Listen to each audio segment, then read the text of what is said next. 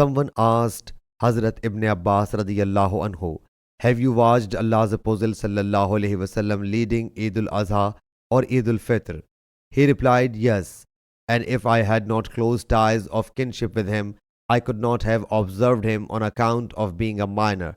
When Allah's Apostle sallallahu alaihi wasallam came out, he sallallahu alaihi wasallam led the prayer and then delivered the sermon.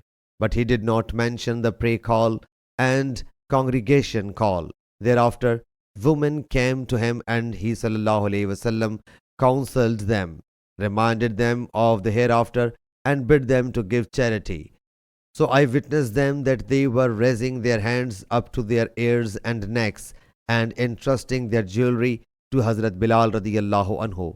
Then he sallallahu alaihi wasallam and Hazrat Bilal radiyallahu anhu went towards his house. Sahih Bukhari, Hadith number 5249.